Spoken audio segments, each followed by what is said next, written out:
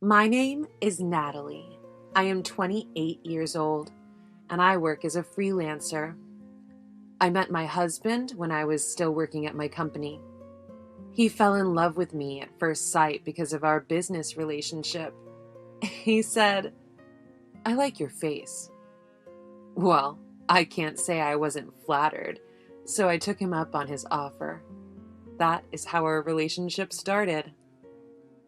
My husband was very kind to me when we were dating and always tried to please me. Then, right before we got married, I quit my job. I had been busy in the company all my life, so I turned to freelancing, which I had always longed to do. Well, I learned later that freelancers are busy too. I thought that freelancing from home would be better for me because I would be able to watch over my child and keep them close by my side when he or she was born. But my mother-in-law didn't seem very amused with the idea. She complained about the fact that I never worked outside the home. Every time I went back to my in-laws' house, she would ignore me. But my father-in-law, Alex, he was on my side. "You have to be a very capable person to earn money from home. Natalie must be very talented. You graduated from a good university and worked for a major company when you entered the workforce." Even if you say that, it's lazy of her to stay at home all the time while I'm still working part-time. Well, I wouldn't say that. You work hard, don't you, Natalie? Of course. I don't know if I'm the best or not, but I'm doing the best that I can. What is that supposed to mean? Apparently, my mother-in-law was offended by his praise of me. My mother-in-law was scowling. My husband, who was standing beside her, was absorbed in playing a game on his smartphone the whole time. My mother-in-law was talking to my husband in a cat-like voice. "My Derek, why did you take a lazy person like this Natalie as your wife?" Well, what can I say? I like her face, and she can do the housework well, too. Is that so? But I don't think she is that beautiful. Well, I thought I'd have to settle for an ugly woman because no one would ever look at me like that. Oh, wow, Derek. You could have gotten a super beautiful woman, couldn't he? Well, she earns a lot of money, even working from home. Oh, if she is making that much money, then I'll ask her to buy me a new bag. While my husband and mother-in-law were talking about this, my father-in-law became angry. "What have you been saying all this time? Aren't you ashamed of yourself?" "I don't know what's so good about a woman like Natalie." "I have a high opinion of Natalie, so don't look at me." "No, you don't. You won't even stand up for her. Do you enjoy listening to others talk down about her? I'm so mad at you. Natalie, you don't have to listen to them." "Yes, thank you." "You can get a divorce if you want.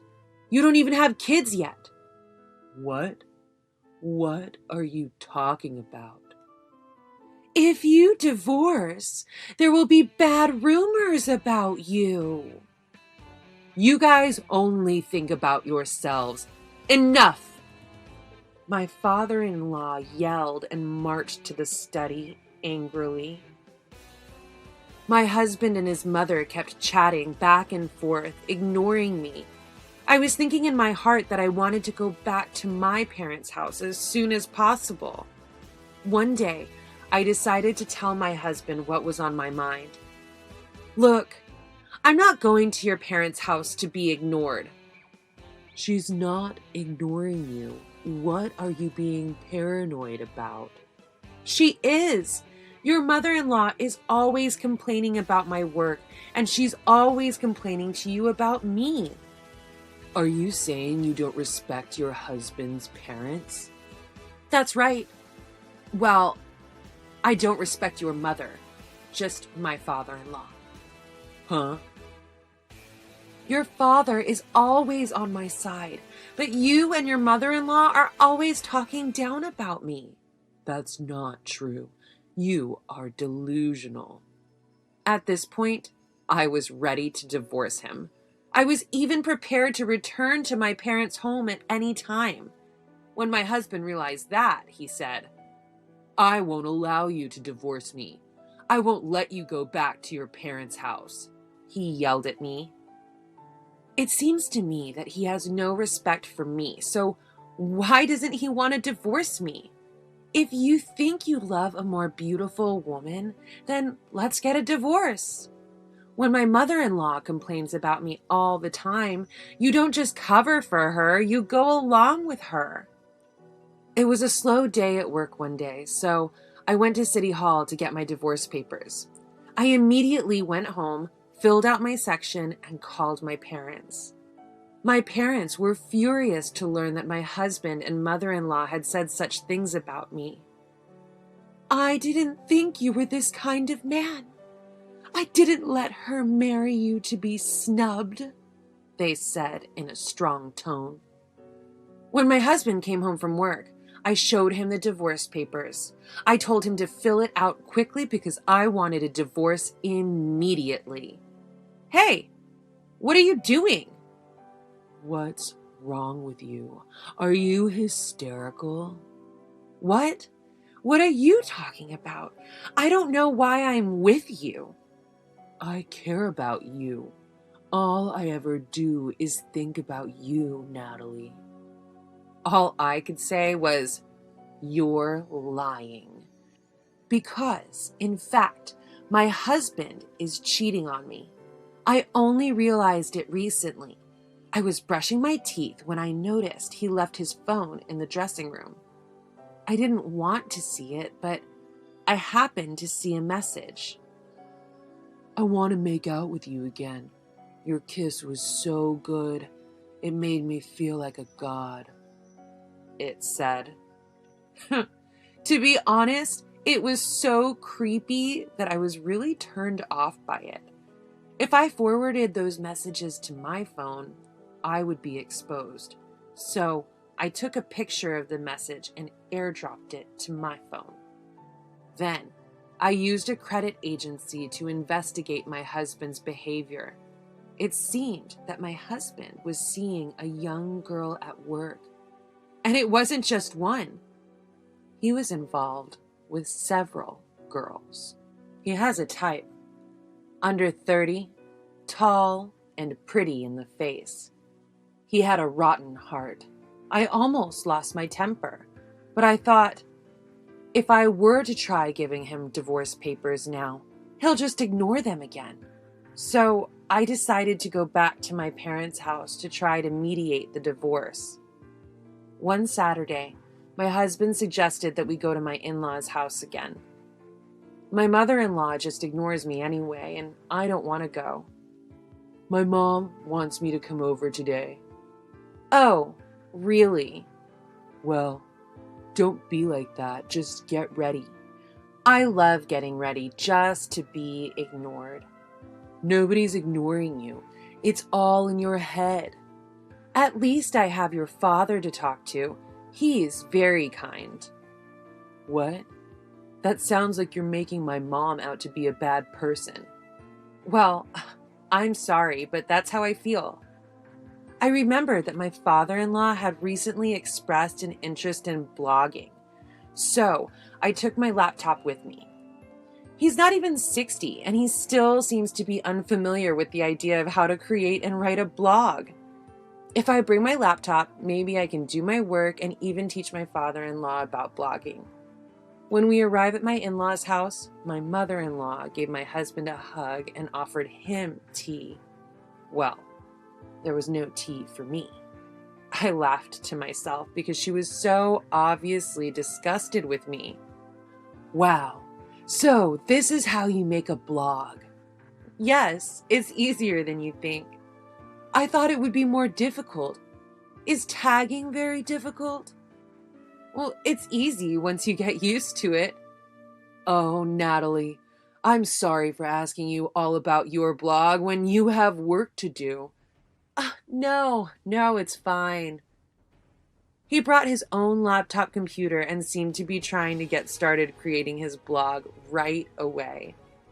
I went on with my work while watching him.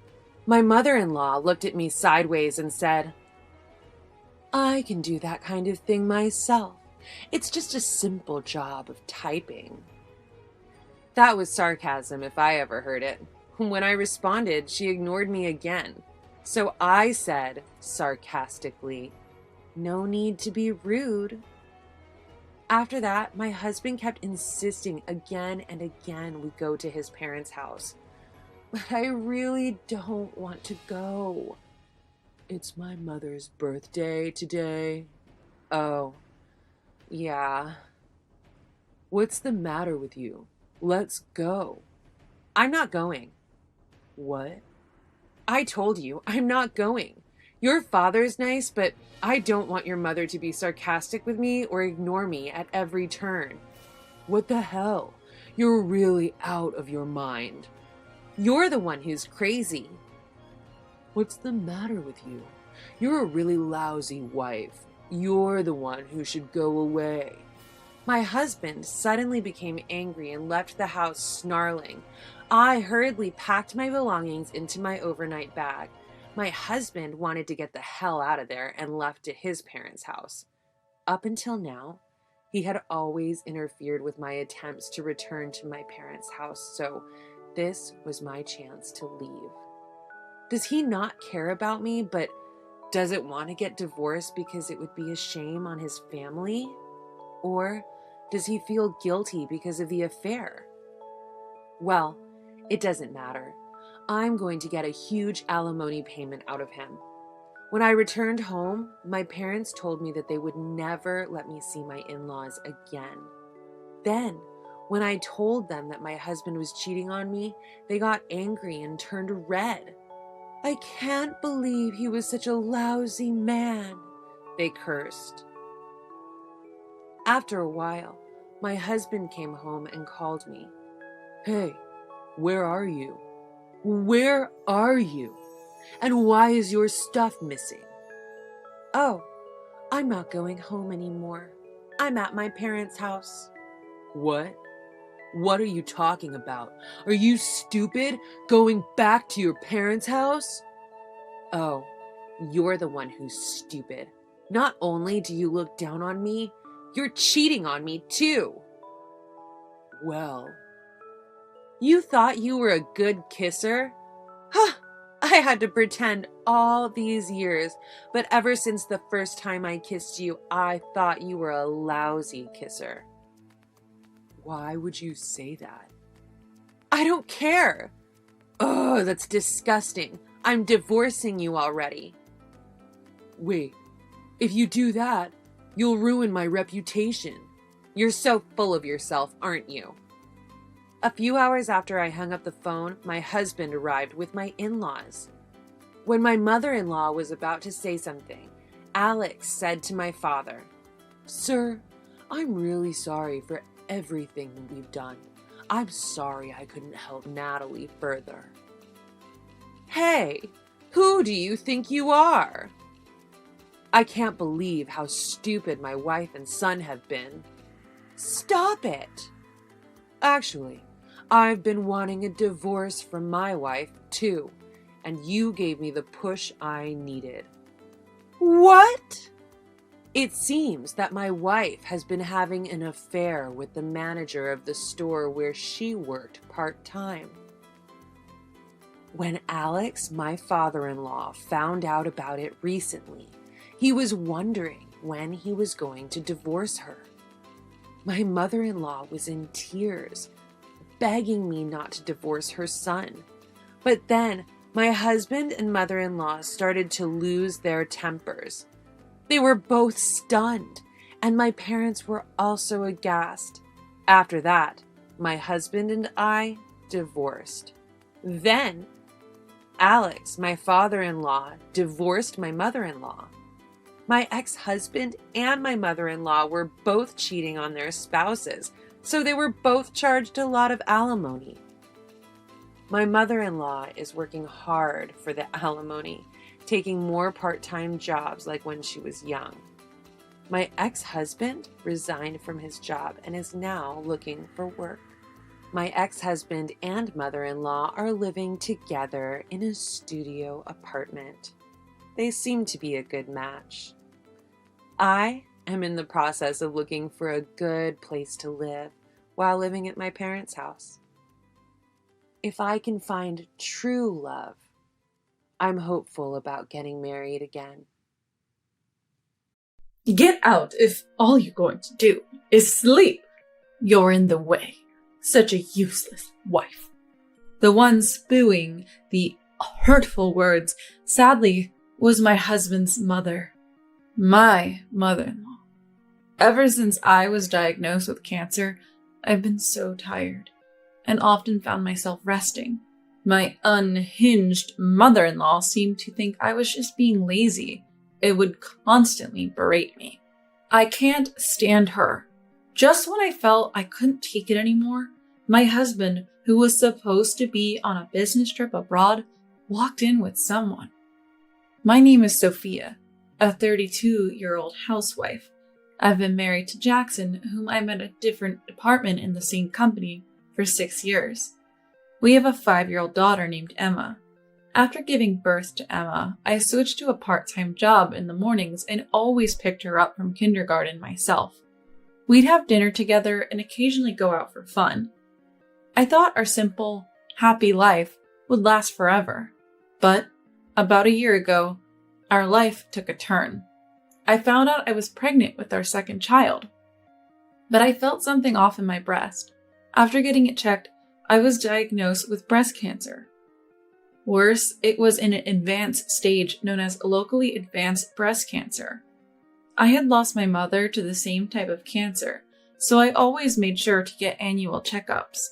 But that year, with work and childcare, I got busy and delayed my hospital visit.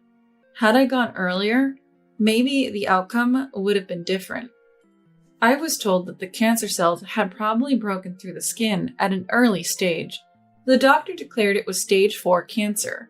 I was trembling with fear at the doctor's announcement, unable to stop my tears. I didn't want to believe this was happening. I was faced with the choice of prioritizing treatment or going through with the pregnancy. I'll discuss it with my husband tonight. On the bus ride home, I tried hard to hold back my tears.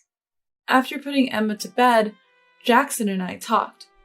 I had informed him a bit via WhatsApp, but saying it out loud made it all too real, and we both broke down. I expressed my desire to have the baby, but Jackson said, "This time, let's prioritize your health. I can't bear the thought of losing you." I appreciated Jackson's sentiments, but I couldn't decide right away. However, before I could make a choice, I miscarried. I cried my heart out that day, apologizing to the unborn child. Further tests indicated that I might not be able to conceive again. While my dad and father-in-law were supportive and comforting, my mother-in-law said, "Can't even produce an heir. Truly useless," when we were alone. I was determined to beat cancer and live a happy life with Jackson and Emma. I started with chemotherapy, aiming to shrink the tumor to a size where it could be entirely removed. To focus on my treatment, I had to quit my job. Being hospitalized for chemotherapy was tough, especially on Emma, who was only 4 at the time. "No, Mom, don't go." Saying goodbye in front of the hospital, I tried to comfort my crying daughter, but it broke my heart. I felt so guilty making young Emma feel this way. Until Jackson got home, Emma would be taken care of by my mother-in-law after kindergarten, which I really disliked. Because once, after being scolded by my mother-in-law, Emma cried even harder. "Emma, don't be selfish. It's okay if mommy doesn't get better, right?" She might be right in what she's saying, but I thought there's no need to speak that way to a 4-year-old. I've always had a hard time with my mother-in-law, even disliking her since the beginning of our marriage. She's incredibly harsh, speaks aggressively, and doesn't hesitate to say hurtful things. During family meetings, she would critically assess everyone, asking about my education and family background. When she found out my mother battled breast cancer, she said, "Doesn't that mean Sophia has a high chance of inheriting it? Maybe you shouldn't get married." In the end, she was scolded by Jackson and my father-in-law and kept quiet. But when they weren't around, she never missed a chance to make snide remarks. "I always wanted Jackson to marry Olivia." Olivia is a childhood friend of Jackson's and a violinist, a graduate from prestigious music school and apparently a favorite of my mother-in-law. She's currently studying abroad, so I've never met her. Jackson assured me she's just an old friend, but my mother-in-law would always bring up Olivia's name and compare me to her. My mother-in-law has always been controlling, especially with Jackson, her son. But with me hospitalized, Jackson couldn't manage everything alone, so we had to rely on mother-in-law. Their house is about a 30-minute drive from ours. My father-in-law holds a significant position in a big company, so they're quite wealthy. Mother-in-law is a housewife spending her days attending various hobby classes and hosting tea parties with friends. I secretly wondered how someone with such a sharp personality could have friends, but in our current situation, we had no choice but to rely on her. "Thank you, mother-in-law, for taking care of Emma," I said. "Oh, don't be so formal. We're family, though I might have to skip some of my classes. Oh, don't worry about it." I wanted to retort to her daily dose of sarcasm, but held back, forcing a smile. Even though I disliked my mother-in-law, she was the only option we had. She might be harsh, but she did care for Emma, her granddaughter, when she wasn't scolding her. Then my chemotherapy began.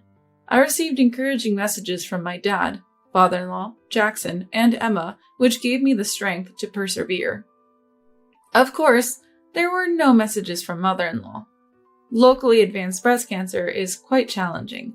Apart from the pain, the tumor protruding from the skin was hot, emitted a foul odor, and dampened my clothes. Being summer, the smell seemed even more potent. I felt terrible thinking I was causing discomfort to my family, medical staff, and others around me. During my hospital stay, I looked forward to messages and video calls from Jackson and Emma. "Mom, hang in there with the treatment. Emma's being a good girl."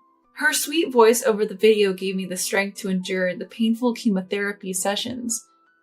Despite the severe nausea and difficulty eating, the treatment finally ended, and the shrunken tumor could be surgically removed.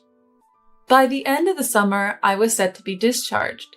The doctor advised, "You'll be under observation from now on. Please come for regular checkups. If any cancer cells remain, we'll collaborate with plastic surgery department for grafting during removal, followed by radiation therapy." I was told it would be challenging to achieve a complete cure, but I was just happy to be going home. Jackson and Emma came to pick me up from the hospital. Seeing Emma after so long, she ran and hugged me, and I hugged her back tightly.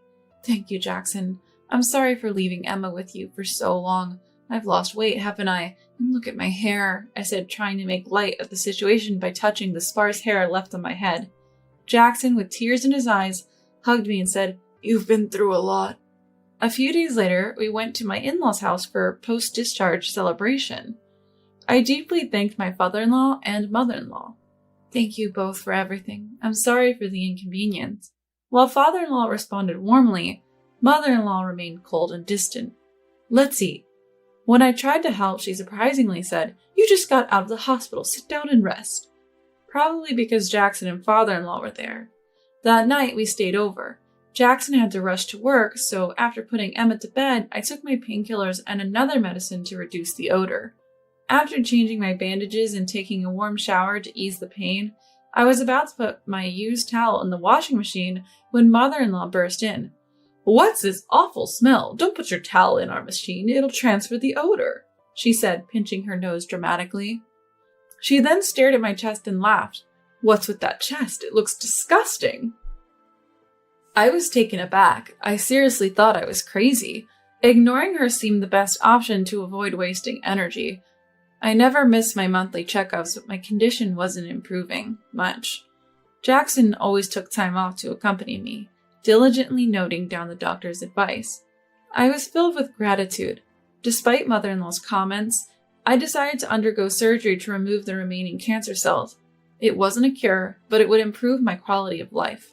Even if I don't like spending time in a room that smells bad, this time I didn't have to stay in the hospital for as long, so Jackson took some time off. After the surgery, the odor began to diminish gradually. On days when I felt strong enough, I enjoyed taking walks with Emma or baking together. Still, many days were filled with fatigue, making it hard to do household chores. Jackson, without any complaints, took the initiative in doing the housework. Even after a tiring day at work, he cared for Emma, and I couldn't thank him enough. "I'm sorry, Jackson. I put so much on you." "You have nothing to apologize for, Sophia. Just rest and get better soon." I've always cherished Jackson's kindness, even before we got married. My mom passed away from cancer shortly after our wedding. She was given only 6 months to live, but managed to stay with us longer. She was overjoyed about our marriage. Though she couldn't attend the wedding, she cried tears of joy seeing my bridal photos. I wish she could have met her granddaughter, Emma. I yearn for a long life with Jackson and Emma. I hope to hold Emma's children in my arms someday. All I could do was focus on my treatments. Then one day, an incident occurred. Jackson informed me he had to go on a week-long business trip. "I'm really sorry. Can you stay at my parents' house for just a week?" Jackson knew about the challenges of living with mother-in-law, but was unaware of the harsh words she often directed at me. The thought of spending a week with mother-in-law was daunting, especially with young Emma around. But I reluctantly agreed to Jackson's proposal. Father-in-law was very welcoming in front of father-in-law. Mother-in-law wouldn't say, "Don't worry about a thing. Just ask if you need help." But I couldn't forget the hurtful words she'd said during my last visit. A few days after Jackson left for China, after dropping Emma off at kindergarten, I felt extremely lethargic. As I was about to rest, mother-in-law suddenly came in and demanded, "Clean the house, do the laundry, prepare dinner, and tidy up the garden." "Where are you going, mother-in-law?" "Anywhere I want. Just make sure you work while you're alive." She left without waiting for a response. I was too weak to do any chores and decided to rest. Feeling helpless and tired, I lay down on the bed. I seemed to have a fever, and I thought I had come to see my mother-in-law just for something like this, but I couldn't do anything. I felt feverish and texted Jackson about my condition. I must have fallen asleep because I was jolted awake by someone shaking me. "How long will you sleep? Get up!" I woke up to mother-in-law's loud voice and her glaring at me. "If you're just going to sleep, leave. You're such a burden. Why haven't you done what I asked?" Her shrill voice made my headache even worse. "You've been discharged, so work. You neglect Emma and make Jackson do all the housework. I feel sorry for him." Mother-in-law continued to berate me. Even without being told, I feel more guilty than anyone about Jackson and Emma. But my body is just so weak. Even if they say I can be discharged, I can't just get up and move immediately. If I could, I wouldn't be here. "You should have never married someone like him. Poor Emma, having you as a mom." The harsh words kept coming, and with my fever and fatigue, tears started to form. "I'm sorry, please forgive me. I'll do my best with the treatment." All I could do was apologize. "You're not recovering because you lack determination. You rushed into marriage because you wanted to show your mom a happy face, and now you have cancer. A wife who just lies around is nothing but a burden. You can't even have more kids. But don't worry, even without you, I'll make sure Jackson remarries and Emma gets a proper mom." What? What is she talking about? "Olivia's back from abroad, so don't worry about Jackson and Emma. Just divorce him gracefully." Mother-in-law, Jackson has his own life. Don't think you can control everything just because he's your son. Shut up. You won't be around for long anyway. Just leave. How cruel. You really have a way with hurtful words. Just as I managed to retort, someone entered the living room. Grandma, I hate you. Why are you so mean to Mom? Emma, tears streaming down her face, ran to me and hugged me. Huh? Emma? I thought she was at kindergarten. I checked the clock and it was already past 3 p.m. Then, Jackson, who was supposed to be on an overseas trip, walked in with an unfamiliar woman. Mother-in-law looked shocked. Jackson, why are you here? And Olivia? I got a call from Sophia this morning saying she wasn't feeling well, so I came back. Then I got a call from kindergarten saying no one picked up Emma. If you have a problem, take it up with Mom. If you have a problem, take it up with me, Mom. Why are you being so mean to Sophia? As for the woman called Olivia, I was asked by you to come over, ma'am. Today was supposed to be Emma's violin lesson. She looked uncomfortable and apologetic. I was glad Jackson was back, but I was so feverish and confused that I passed out again. When I came to, a meeting was being held. At the in-laws' house, Jackson and even father-in-law, who seemed to have left work early, were all gathered to get an explanation. Emma had gone to the park with Olivia, and the detailed explanation and discussion began. Mom, when I rushed home earlier, Olivia was outside, and inside you were shouting nonsense. What's going on? Explain. Mother-in-law began her story, looking intimidated by Jackson's stern gaze. While I was hospitalized for chemotherapy, she unexpectedly met Olivia, who was supposed to be abroad as a violinist. Olivia had returned after a hand injury ended her violinist career. Now, after surgery, she's a violin teacher. So why was Olivia at her house? When Jackson asked, Mother-in-law said, I thought she could teach Emma the violin. I mistakenly got the dates mixed up. I thought you should have married Olivia. She'd be a good mom for Emma. What? We've been just friends since childhood. It's ridiculous to even suggest that when Sophia is here. But I just want you to be happy. Sophia's diagnosis is terminal. When she's gone, you'll be left to raise Emma alone. Olivia has always liked you. She's adored Emma and would gladly accept her. I thought it would be a good start with lessons. Are you kidding me? What do you think you're doing with our lives? I'm happy with just Sophia and Emma. Why can't you understand that? Don't drag Olivia into your crazy plans. You're out of your mind. Children aren't tools. And where were you? What's this? He held up several funeral home brochures. Mother-in-law tried to explain, but it was clear she had been planning my funeral. The realization that she despised me that much was more terrifying than sad. I can't stand you anymore. You're a terrifying woman. Wait, it's common to plan funerals while still alive. That's for people who are truly at the end. Sophia is fighting hard to live. I heard you said terrible things to her earlier. I've had enough. This is the end of for us. Father-in-law's words left mother-in-law speechless. We were shocked to hear that father-in-law intended to divorce, but he seemed resolute. Later, we got the full story from Olivia. Apparently, mother-in-law had been scheming to marry Olivia to Jackson. According to Olivia, mother-in-law had painted me as a terrible mother who neglected her child. To be honest, after hearing that from Ma'am, I thought maybe I should become Emma's mother, but after spending time with Emma and hearing her talk about Mrs. Sophia, I realized she wasn't the person I'd been told about. I felt Emma's love for Mrs. Sophia. I too had been devastated when I couldn't be a violinist anymore due to my hand condition. Despite your severe illness, you're enduring painful treatments and raising your child without complaint. You're incredibly strong. Hearing Ma'am's cruel words earlier broke my heart. I won't see Ma'am again. Emma's only mother is you, Mrs. Sophia. I wish you all the best. I had been jealous of Olivia thinking she was mother-in-law's ideal daughter-in-law. But she was a dignified and beautiful person who, like me, had faced and overcome illness. After a discussion, we prepared to leave the in-laws' house. We're leaving now. We won't see you again, Mom. Why is that? Why? How could she not understand after everything she'd done? Please, Sophia, convince Jackson you can stay as our daughter-in-law. What? No, thank you. I refuse your permission to stay as your daughter-in-law. Goodbye. We left without looking back. Later, we heard father-in-law and mother-in-law did get divorced. Mother-in-law quickly signed the papers and moved back to her parents' house, but was soon kicked out. We heard from acquaintances that she was confident father-in-law would come back for her, but he never did. Mother-in-law had been spending excessively, mostly on supporting stage actors, and father-in-law had reached his limit. Word spread about mother-in-law's cruel words to me and her attempts to marry Olivia to Jackson. Many distanced themselves from her. She was evicted from her parents' house and now lives in an apartment working part-time. Having never worked and being so proud, this must be humiliating for her, but it's her own doing. I can't forgive her and hope she struggles. Jackson isn't an object just because he's her child. He has his own life, and his happiness isn't for mother-in-law to decide. If she had understood that, none of this would have happened. Mom, look, Emma's grown so much.